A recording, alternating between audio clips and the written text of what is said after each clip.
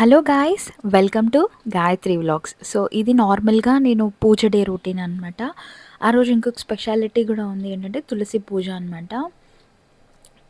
చాలా సైడ్ ఇది చేస్తారో లేదో తెలీదు, మేమైతే చేస్తాము, సింపుల్గానే చేస్తాము. సో మామూలుగా ఇది నేను డైలీ పూజ చేసే ప్రాసెస్ అనమాట. సో మామూలుగా ఇలా నేను పూజ చేస్తాను. నేను everyday day and evening everyday చేస్తాను, నేను మిస్ అవ్వకుండా, ఇన్ కేస్ నేను మెన్సెస్లో ఉంటే తప్ప.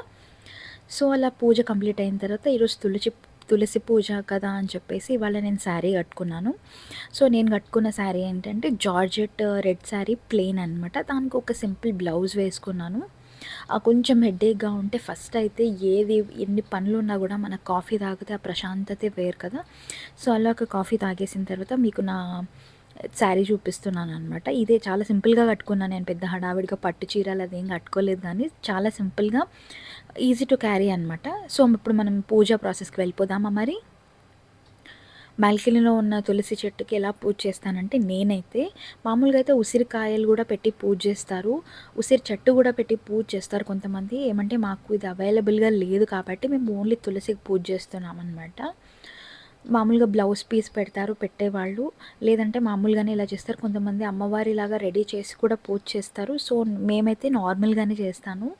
సో మామూలుగా తులసి చెట్టు దగ్గర బాల్కనీలో వెళ్ళి పసుపు రాసి బొట్లన్నీ పెట్టిన తర్వాత, ముగ్గేసి పూలన్నీ పెట్టిన తర్వాత, మనకి దీపాలు ఎన్ని అవైలబుల్గా ఉంటే ఆ దీపాలన్నీ పెట్టేసి మనం ఇంకా టెంకాయ కొట్టి హారతి ఇచ్చి ప్రసాదం ఏమైనా చేసుకుంటే పెట్టొచ్చు, లేదా ఫ్రూట్స్ పెట్టొచ్చు. సో అలా పెట్టిన తర్వాత ఇక్కడ ఏం జరిగిందంటే, కరెక్ట్ దీపాలన్నీ అంటించిన తర్వాత కరెక్ట్ పవర్ పోయిందనమాట. పవర్ పోతే ఆ డిమ్ లైటింగ్కి పూజ పూజ దీపాలు చాలా బాగా కనిపించాయన్నమాట. సో అదే మీకు చూపిస్తున్నాను ఇక్కడ. ఇంకా దాని తర్వాత మేము దండం పెట్టేసుకున్న తర్వాత మా పాప కూడా దండం పెట్టేసుకున్నాం, మీకు ఒకసారి చూపిద్దామని చెప్పేసి. సో ఇలా సింపుల్గానే చేసాము, మేము పెద్ద హడావిడి చేయలేదన్నమాట. తర్వాత మేమేం చేసామంటే, నెక్స్ట్ వీడియో ఏం తీయలేదు, ఇంక ఎలాగో డే వదిలిన తర్వాత మనకి కార్తీక పౌర్ణమి వస్తుంది కదా. సో ఆ రోజు ప్రాసెస్ కూడా మీకు చూపిద్దామని ఆ వీడియో కూడా దీంట్లోనే ఇంక్లూడ్ చేసి పెడుతున్నాను. సో ఇది కార్తీక పౌర్ణమి రోజు అనమాట. సో పొద్దునే మేము మా ఇంటికి దగ్గరలో ఉన్న ఒక టెంపుల్, శివ టెంపుల్ ఉంటే అక్కడికి వెళ్ళాము. ఈ టెంపుల్కి రావడం మేము చాలా ఫస్ట్ టైం అనమాట. చాలా బాగుంది, బ్యూటిఫుల్ టెంపుల్, చాలా పెద్ద టెంపుల్ కూడా. చూస్తున్నారు కదా, స్టాచ్యూ కానీ గోవులు కానీ బాగున్నాయి, బాగా పెట్టారనమాట. సో నాకు తెలిసినంత వరకు కార్తీక మాసం ఏంటంటే మహాశివుడికి చాలా ఇష్టమైన రోజని కూడా అంటారనమాట. సో ఈ ప్రాముఖ్యత ఎందుకు అంటే, ఈరోజు విష్ణువు రాజు మహాబలితో తన బసను ముగించుకున్న తర్వాత ఆయన నివాసానికి తిరిగి మళ్ళీ వచ్చేస్తారనమాట. ఆ రోజును దేవ దీపావళి అని కూడా పిలుస్తారనమాట. సో అందుకు మనము దీపావళికి సంకేతంగా మనం దీపాలు వెలిగించుకుంటాము. కార్తీక పౌర్ణమి అనేది చాలా పవర్ఫుల్ డే అనమాట. ఆ రోజు మనం దీపాలు పెట్టి ఏమైనా శివుడిని కోరుకుంటే మన కోరికలన్నీ నెరవేరుస్తాడని కూడా నమ్ముతారు. ఇంకొక విషయం మీకు తెలుసా, చాలా దేవుళ్ళ కంటే మనం శివుడి దగ్గర ఏమైనా కోరుకుంటే, మొక్కులు ఏమన్నా ఉన్నా త్వరగా తీర్చేసే దేవుడు కూడా శివుడే అంట. సో ఇది నేను ఎక్కడో విన్నానమాట. సో అలా మేము నాకు గుర్తున్నంత వరకు, నేను చిన్నప్పటి నుంచి మేము కార్తీక పౌర్ణమి రోజు ఎప్పుడు దీపాలు ఈవినింగ్ టైమ్స్ పెడుతూ ఉంటుంది. బట్ నేను మ్యారేజ్ అయ్యి బెంగళూరు వచ్చేసిన తర్వాత ఇక్కడ ఏంటంటే ఆఫీసెస్ ఉంటాయి. సో ఆ రోజు లీవ్ దొరకదు మనకు, అందుకు మార్నింగే చేసేసుకుంటే ఆఫీస్కి పోయే ముందు బెటర్ కదా, ఈవినింగ్ స్ట్రెస్ఫుల్గా ఉండదు, దాని తర్వాత జనాలు కూడా రష్గా ఉంటారు అని చెప్పేసి మేము కూడా మార్నింగే పెడుతున్నాం లాస్ట్ 2-3 ఇయర్స్గా. సో ఇది మేము మార్నింగే పెట్టామన్నమాట, ఎందుకంటే మా హస్బెండ్ ఆఫీస్కి వెళ్ళాలి, మమ్మల్ని ఈ ప్రాసెస్ అంతా అయిపోయిన తర్వాత మమ్మల్ని డ్రాప్ చేసి మళ్ళీ వెళ్ళాలి, చాలా దూరం వెళ్ళాలి. అందుకని మేము మార్నింగే బెటర్గా ఉంటుంది కదా అని చెప్పేసి మార్నింగే చేసాము. తర్వాత ఇలా ప్రాసెస్ ఏంటంటే, మేము చిన్నప్పటి నుంచి చేసే ప్రాసెసే ఇది. నాకు తెలిసినంత వరకు నేను చాలా సింపుల్గానే చేస్తాను. సో ఫస్ట్ ఇక్కడ మనకి రష్ కూడా ఎక్కువ లేరనమాట. మేము మార్నింగ్ 10:00, 10:30కి అలా వచ్చాం కదా, అంత రష్ కూడా లేరు, ఎండ కూడా లేదు. సో క్లైమేట్ కొంచెం సహకరించింది, కానీ అప్పుడప్పుడు ఎండ వచ్చి వెళ్తూ అలా ఉన్నింది. వర్షం పడుతుందో ఏమో అనుకొని వెళ్ళాం, కానీ లక్కీగా మాకేం వర్షం పడలేదు. సో జనాలు కూడా ఎక్కువ లేరు మార్నింగ్ రావడం వల్ల, ఇది ఒక ప్లస్ పాయింట్ అనమాట. అందరూ ఈవినింగ్ వద్దామనే అనుకుంటారు కదా, మార్నింగ్ కొంచెం తక్కువ మంది ఉంటారు, పీస్ఫుల్గా ఉంటుంది మనకు మార్నింగ్ అయితే.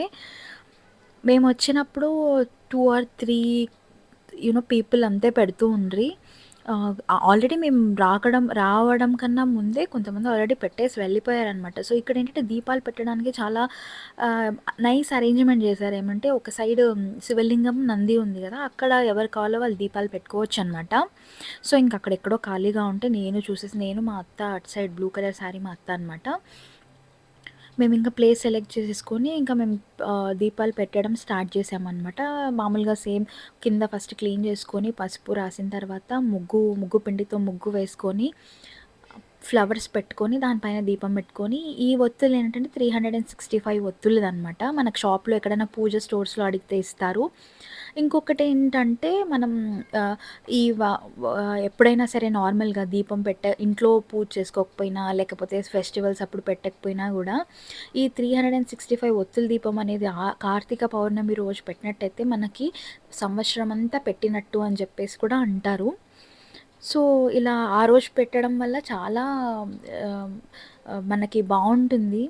మంచిది గూడా అంటారు. మన కోరికలు గూడా ఆ రోజు తొందరగా తీరుతాయి అంటారు.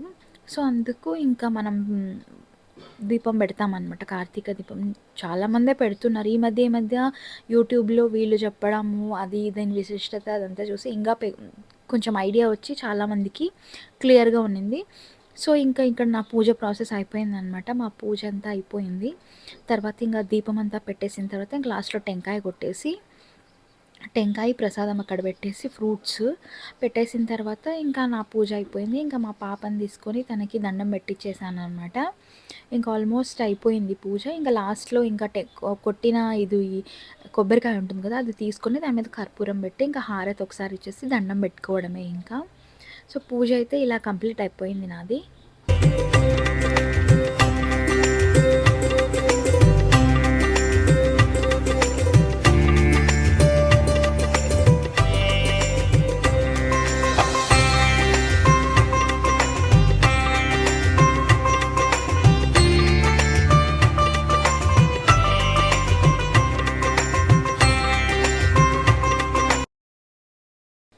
పూజ కంప్లీట్ అయిపోయిన తర్వాత ఇంకా మేము ఇక్కడ నుంచి స్టార్ట్ అయిపోతున్నామనమాట ఇంటికి. టెంపుల్ ఏంటంటే నాకు తెలీదు యాక్చువల్‌గా ఇంటి లొకేషన్ నుంచి మేము శివ టెంపుల్ నియర్ మీ అని కొడితే ఒక టెంపుల్ చూపిచ్చింది. అది ఎటేటో కన్‌ఫ్యూజింగ్ రూట్స్ చూపిచ్చింది కానీ ఫస్ట్‌లో.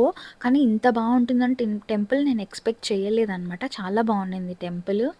ఇంకా అలా మేమందరం బయలుదేరిపోయాము. సో, మా పాప కొంచెం క్రాంకీగా ఉంది. పొద్దున లేపాం గదా అన్నట్టుగా. ఇంకా వెళ్ళిపోతున్నాము. ఇంటికెళ్ళిన తర్వాత ఇంకా వంట ఏం జేయాలి? ఇంగ ఇదే పనులే ఉంటాయి గదా! ఆల్మోస్ట్. తర్వాత ఇంకా మేము ఇంటికెళ్ళిపోయామనమాట. ఇంటికెళ్ళిపోయి అలా కొంసేపు రెస్ట్ తీసుకున్న తర్వాత నాకు ఆహ్, కొన్ ఆఫ్టర్‌నూన్ అలాగా ఒక పార్సెలొచ్చింది. సో, ఈ పార్సెల్ నేను మీకు చూపిస్తాను ఏంటని. ఇదే అనమాట అమెజాన్‌ది ఒక పార్సెల్.